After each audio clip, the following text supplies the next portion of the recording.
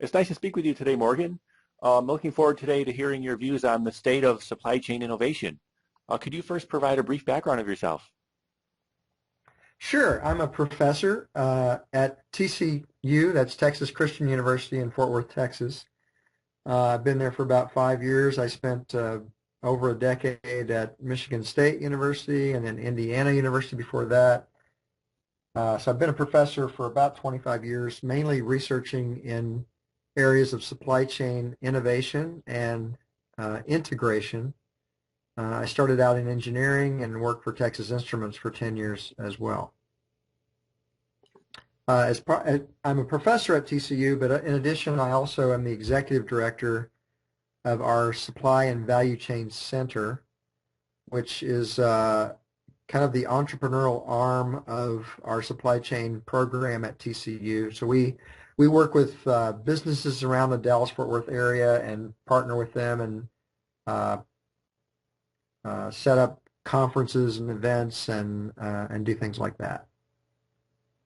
Great. Can you talk about the state of supply chain innovation? Sure. So we have a conference coming up next week, actually, that the theme is supply chain innovation. And as a part of that, we've invited some companies who are recent award winners.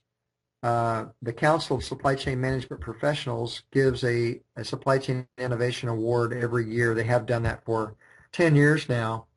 And I'm the chair of the committee that grants that award and have been on that committee for a number of years. So we've had a chance to review in depth about 60 innovations over the last 10 years that were finalists in the competition, and in the larger frame, about 400 different submissions of innovations. So I've through analyzing some of that and being part of that process, I've gotten a pretty good handle on what companies are doing, and it's really interesting. Innovation in the supply chain space really runs the gamut from a lot of companies who are implementing solutions developed by third-party providers, consultants, or technology companies, to what I would consider to be a lot more innovative, and that is companies who are actually developing technology solutions or organizational solutions, or even more interesting, new business models internally.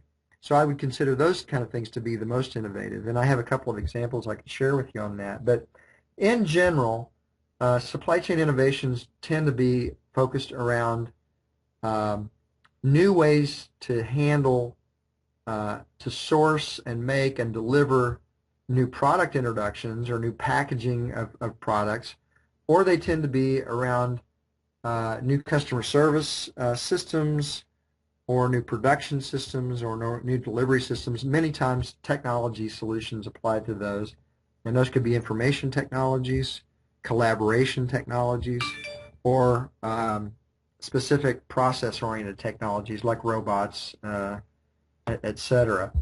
Some of the, in terms of the state of innovation itself, I think there's a big transition underway right now. In the past, and historically, as long as I can remember at least, most of supply chain innovation, if you want to even use that term, has been very short-term focused. It's been very cost-focused. So innovation, supply chain managers and executives are constantly under pressure to deliver year-on-year cost reductions of 3 to 5% typically. And so they're always looking for these incremental improvements. But now we're starting to see a shift, at least in some of the leaders, toward more of a top-line way of thinking, where supply chain is not only about managing costs and efficiency and quality and reliable delivery, but it's actually starting to emerge as a competitive weapon and a way to drive growth, revenue growth, through some new supply chain enabled business models. And I can give you a couple of examples of that. But in general, that's where we are with innovation, and I do see us as as a profession in supply chain and within certain industries especially, you see this change in thinking from very much internal cost efficiency focus to more of a, I mean, the cost is always going to be there and it's still there, but also more of a growth opportunity in supply chain as a competitive weapon. And you mentioned some examples. What are some good examples do you think would be interesting?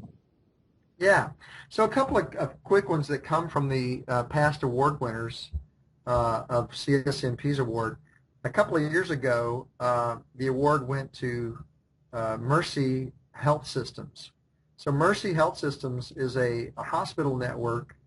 They have about 40 hospitals. They're based in St. Louis, but there are 40 hospitals located all around the Midwest. And it's an interesting story. They're going to be speaking at our conference. They started out with the traditional kind of internal focus. The way the corporation was run, most of the hospitals were very independent. It was operated very much as a holding company, so each of the hospitals ran its own operations, had its own supply chain leadership, and managed most of its own internal operations and purchasing and supply management activities independently. And what started out as kind of an incremental quality improvement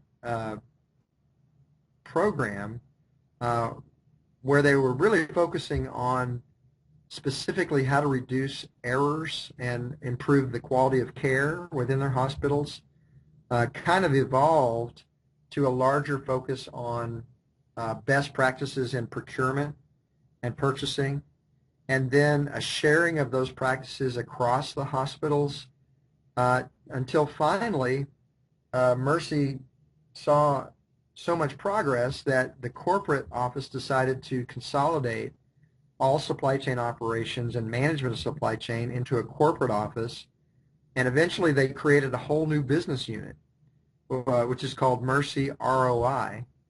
And this new business unit handles all the supply chain operations and internal operational excellence programs for the 40 hospital network. And they've gotten so good at it that now it's become a new business for them, and they sell hospital supply chain services to other healthcare networks.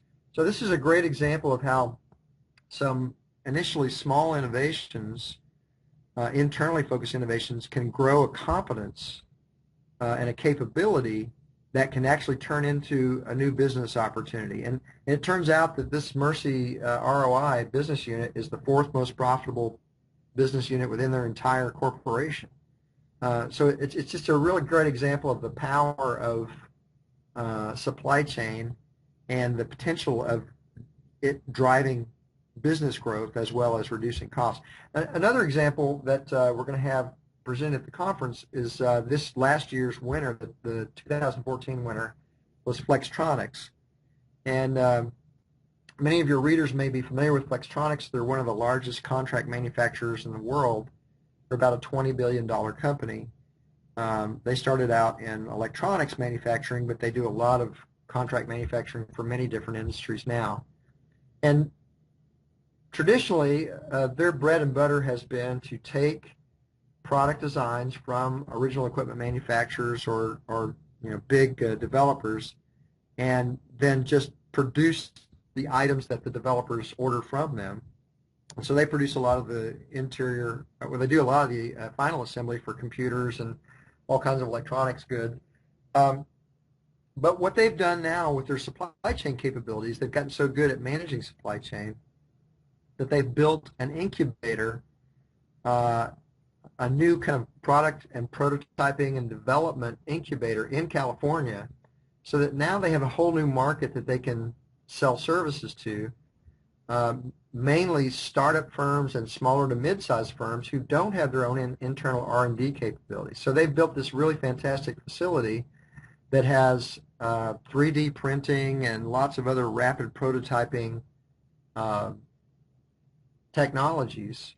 Plus, they will set up an R&D space in their facility for a startup company or a client company to come in and they will host a design team to work together with electronics engineers and supply chain managers to not only help flesh out the product design and then create rapid prototypes, but to concurrently do process design and design for supply chain kinds of things, so that these products come out with not only a fantastic functional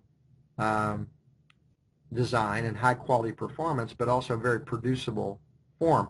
So again, this is another example of a company that's taking its supply chain expertise and then applying that into a new market in a new way to create new business opportunities. And thanks, Morgan, for sharing today. You're welcome. Happy to share with you.